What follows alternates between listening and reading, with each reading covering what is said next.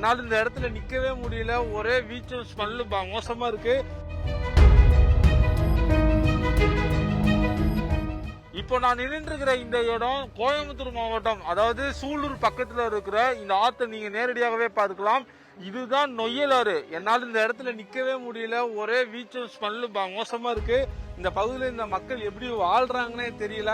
கொஞ்ச நேரம் கூட நம்மளால இங்க நிக்கவே முடியல. அவ்வளவு மோசமான ஸ்மெல் தான் வருது.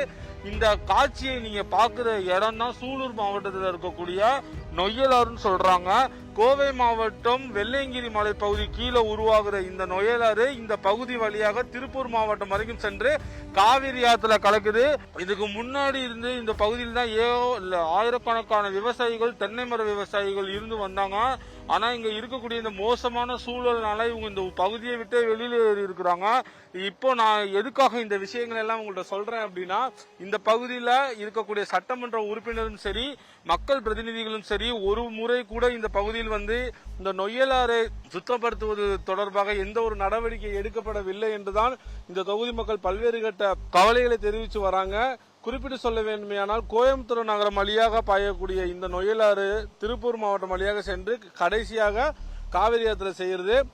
சிங்காநல்லூர் குளம், உக்கடம் பெரிய குளம், சலூஸ் குளம் இவை அனைத்துமே கோயம்புத்தூருடைய முக்கியமான இந்த கட்டுப்பாடு உதவுது. இந்த நொய்யலாறினுடைய தற்பொழுதைய சூழலுக்கு மிக முக்கியமான பிரதான பிரச்சனையாக இருக்கிறது. பல்வேறு தொழிற்சாலை மற்றும் நகர கழிவுகள் காரணமாக இந்த ஆறு மிகவும் மோசமாக கழிவடைந்து காணப்படுகிறது. குறிப்பாக திருப்பூர் டெக்ஸ்டைல்ஸ் கழிவு நீரும் இந்த நொய்யலாற்றில் கலக்கிறதுனால மிகப்பெரிய பிரச்சனையாகவே இருக்கிறது. ஒரு காலத்துல பழமையான கோவை விவசாயிகளுக்கு உயிர் நாடியாக இருந்த இந்த நொய்யலாறு இப்ப இவ்வளவு மோசமான நிலைமையில இருக்கு. இந்த காட்சியெல்லாம் பார்க்கும்பொழுது உங்களால நம்ப முடியுதா? ஒரு காலத்துல பல்வேறு விவசாயிகளுக்கு உயிர் நாடியாகவே இருந்தது இந்த நொய்யலாறு தான். குறிப்பிட்டு சொல்ல வேண்டும், நகர்ப்புறத்தின் நிலத்தடி நீர்மன்றம் பாதுகாக்க உதவுவதோட சுற்றுச்சூழல் உயிருக்கும் இது ரொம்ப முக்கியமானதாகவே இருந்துச்சு. ஆனா இந்த பழமை வாய்ந்த இந்த நொய்யலாறினுடைய இந்த சூழல் காரணமாக இந்த பகுதியில் இருக்கக்கூடிய பல்லாயிரக்கணக்கான தென்னை மர விவசாயிகளும் ஏழை விவசாயிகள் பலரும் இதற்கு அச்சமாகவே அவங்க வேற ஒரு பகுதிக்கு இடம் மாறி இருக்கிறாங்க. இந்த இடத்துல என்னால நின்று பேசிக்கிட்டு இருக்க கூட முடியல. அவ்வளவு மோசமான ஸ்மெல் தான் வந்துட்டு இருக்கு. மாவட்ட ஆட்சியரும் சரி, இந்த பகுதியில் சட்டமன்ற உறுப்பினரும் சரி, யாருமே இங்க வந்து எந்த ஒரு நடவடிக்கையும் எடுக்கலன்னு தான் சொல்றாங்க.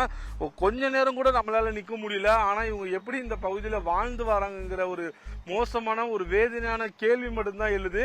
எது எப்படி இருந்தாலும் இந்த நொய்யலாறை சுத்தம் செய்து இந்த பகுதி மக்களுக்கு ஒரு பயன்பாட்டிற்கு கொண்டு வருவதோடு இந்த பகுதி மக்களை எந்த ஒரு நோய் நொடி தாக்காமல் பாதுகாக்கப்பட வேண்டும் என்பதுதான் பிரதான கோரிக்கையாகவே எழுந்திருக்கு. கோவை மாவட்டம் சூலூர் சட்டமன்ற தொகுதியில் இருந்து ஒளிப்பதிவாளர் ரமேஷ் மற்றும் உதவியாளர் பழனியுடன் பாலாஜி.